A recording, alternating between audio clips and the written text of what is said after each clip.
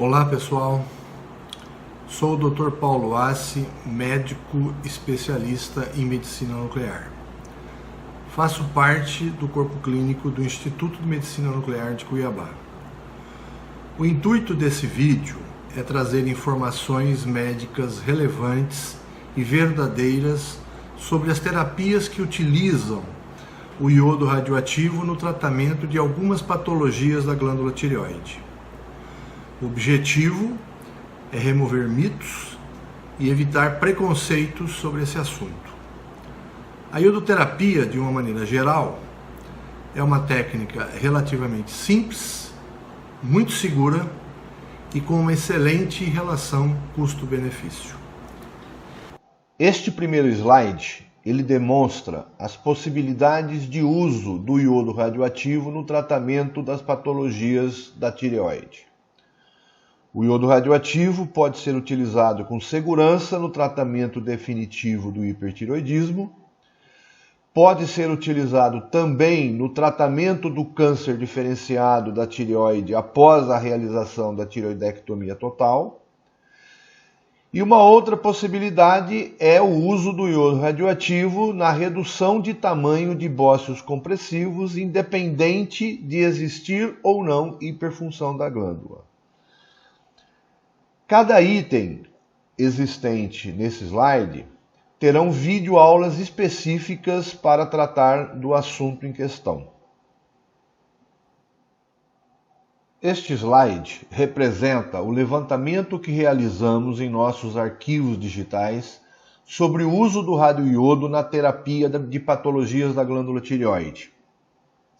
Já temos uma experiência acumulada de pelo menos mais de 2.500 casos em que usamos o iodo radioativo no tratamento definitivo do hipertireoidismo, assim como nossa experiência é de mais de 1.500 casos de uso do iodo radioativo no tratamento do carcinoma diferenciado da glândula tireoide. É necessário que antes da gente continuar com a nossa aula, a gente tenha algum grau de conhecimento mínimo sobre a anatomia e a histologia da glândula tireoide. São conhecimentos indispensáveis para que a gente possa compreender o que vai acontecer na terapia com radioiodo. A glândula tireoide é uma glândula que fica localizada na região anterior do pescoço. Ela possui dois lobos, o lobo direito, o lobo esquerdo, interligados pelo istmo tireoidiano. Essa glândula, ela se estrutura com as células tireoidianas formando folículos. Folículos, isto aqui é um folículo. Então são as várias células tireoidianas, que se organizam desta maneira.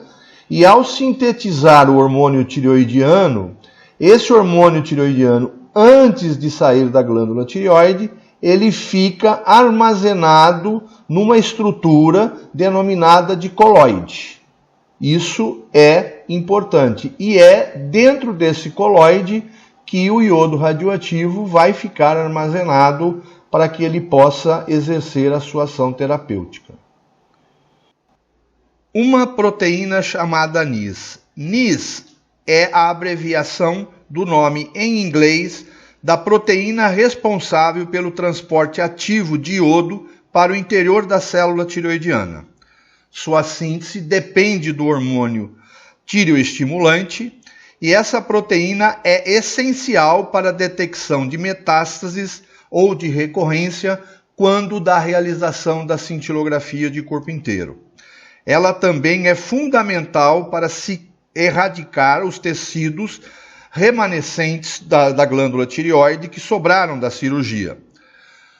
Sua expressão está aumentada no caso do hipertireoidismo, ou seja, existe muito mais NIS na membrana da célula de hipertireoidismo do que existe numa célula tireoidiana normal. Daí a razão do hipertireoidismo captar muito mais iodo do que a célula tireoidiana normal. Nas células neoplásicas, apesar da sua existência, existe uma quantidade menor de NIS do que existe na célula tireoidiana normal. Esse slide parece complexo, mas ele representa a síntese dos hormônios tireoidianos. Aqui aquela figurinha da histologia, demonstrando o folículo tireoidiano, que nesse slide está representado aqui a célula folicular, aqui o coloide, que seria essa região aqui, e o líquido extracelular é o que está fora da célula. A primeira etapa é a entrada do iodo na célula através do NIS, ou seja, a etapa de captação do iodo. Então o iodo entra para dentro da célula. A proteína NIS, ela não distingue quem é iodo radioativo, quem é iodo natural. Daí a necessidade de se fazer uma dieta para evitar a competição entre o iodo natural e o iodo radioativo no momento da entrada do iodo para dentro da célula folicular. Aqui embaixo a gente vê a produção da tireoglobulina. O iodo que entra, através da enzima peroxidase, ele se incorpora à tireoglobulina e vai ficar armazenado no coloide. Esse armazenamento no coloide é fundamental para que o iodo possa exercer plenamente o seu efeito terapêutico. Este slide tem como objetivo trazer o princípio do tratamento do uso terapêutico do radioiodo. O iodo 131 é um elemento radioativo que, ao sofrer o seu decaimento, ele emite partículas betas que têm importância na terapia e também emite radiação gama que tem importância na obtenção da imagem cintilográfica. No caso da emissão beta, a emissão beta é um elétron, é uma partícula sólida que, ao ser disparada do núcleo, ela vai rompendo e vai destruindo o que ela encontra pela frente. Esse slide aqui representa de maneira bem esquemática o princípio do tratamento. É como se eu armazenasse dentro do coloide pequenos explosivos, né? Então o iodo radioativo ele vai ficar armazenado aqui dentro, né? E esses pequenos explosivos, que seriam as partículas beta, eles são disparados em todos os sentidos. Então, com isso, eles vão destruindo o que eles veem pela frente, né? Então, com isso, todo o coloide vai sendo destruído, né, por essas partículas que vão sendo emitidas a partir do núcleo do iodo 131. A proteína NIS existe em tecidos como a glândula salivar, a mucosa gástrica e a mama. Ou seja, estes tecidos também têm a capacidade de captar iodo, mas eles não organificam e nem armazenam esse iodo no interior dessas estruturas. Isso tem implicação principalmente em efeitos colaterais que ocorrem em pacientes que tomam doses terapêuticas hospitalares, ou seja, doses terapêuticas acima de 100 mg/kg, que estão associados a efeitos colaterais na glândula salivar e na mucosa gástrica. Doses ambulatoriais menores que 50 mg/kg, doses diagnósticas de iodo radioativo utilizados para a realização da cintilografia da tireoide ou para a cintilografia do corpo inteiro, raramente dão efeitos colaterais nesses tecidos. Uma mulher que está amamentando vai secretar iodo radioativo no leite e, portanto, a amamentação deve ser suspensa conforme a orientação que o médico nuclear passar para essa paciente. Restrições ao uso do iodo 131. Pacientes grávidas não devem ser submetidas a procedimentos diagnósticos ou a procedimentos terapêuticos que utilizam o iodo 131. A gravidez deve ser sempre descartada antes que a paciente possa eventualmente ser submetida a um desses procedimentos. Isso pode ser feito através de uma história clínica ou através da utilização do exame de beta-HCG. Pacientes que amamentam devem interromper a amamentação conforme a orientação do médico nuclear. Bom, como o iodo será administrado no paciente? Independentemente do tipo de patologia, seja no tratamento do carcinoma diferenciado da tireoide, ou seja, no tratamento definitivo do hipertireoidismo, o iodo sempre será administrado via oral. Ou na forma de solução, ou seja, na forma líquida, ou na forma de cápsula.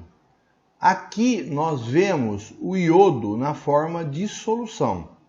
Ele chega até uma clínica de medicina nuclear, as doses são fracionadas individualmente para cada paciente e elas são colocadas em protetores blindados até o momento da sua administração. No momento da administração da dose, a seringa é retirada do protetor de chumbo, a seringa vai conter a dose terapêutica, ela vai ter na sua ponta um scalp sem agulha. Esse scalp vai ser colocado na boca do paciente e o paciente vai receber essa dose engolindo como se estivesse tomando água num canudinho. Uma outra maneira de se administrar o iodo é através de cápsulas, na forma de cápsulas. Geralmente, as doses em cápsulas são utilizadas para doses maiores, doses de iodoterapia para carcinoma de tireoide hospitalares, geralmente doses acima de 100 mg. Essas cápsulas são oferecidas ao paciente que vai estar engolindo uma ou duas cápsulas com água para receber a iodoterapia. Este slide mostra os cuidados que o paciente tem que ter relacionados à radioproteção após o recebimento da dose do iodo radioativo. Grande parte do iodo radioativo é excretado tanto pela urina como pelas fezes. Por isso, faz-se necessário que o paciente, ao utilizar um vaso sanitário, ao término ele faça uma descarga abundante, ou seja, várias descargas ou uma descarga bem prolongada, dependendo do tipo de descarga que exista aonde o paciente for utilizar. Radiação afeta células que se multiplicam. Por isso que o paciente deve evitar contato com mulheres grávidas e contato prolongado e contínuo com crianças de colo. O que é contato prolongado e contínuo? É ficar com uma criança diretamente no colo durante muito tempo, dormir na mesma cama, assistir um programa de televisão ao lado de uma criança pequena durante muito tempo. O cuidado com as excretas, proximidade de mulheres grávidas e contato prolongado e contínuo com crianças de colo deve ter uma duração de pelo menos 7 dias. Roupas, pratos e talheres é aconselhável que sejam lavados de maneira individualizada em separado. Bom, com isso a gente encerra essa videoaula sobre os princípios de tratamento do uso do iodo radioativo nas patologias tireoidianas. As informações que estão contidas nesse vídeo, elas se aplicam de uma maneira geral, tanto ao tratamento definitivo do hipertireoidismo, tanto também no uso do iodo radioativo para o tratamento do carcinoma de tireoide. Nas próximas videoaulas, nós iremos abordar especificamente cada patologia ou cada situação. Espero que vocês tenham aproveitado o conteúdo, que ele tenha sido útil para vocês e nos vemos nas próximas videoaulas. Muito obrigado.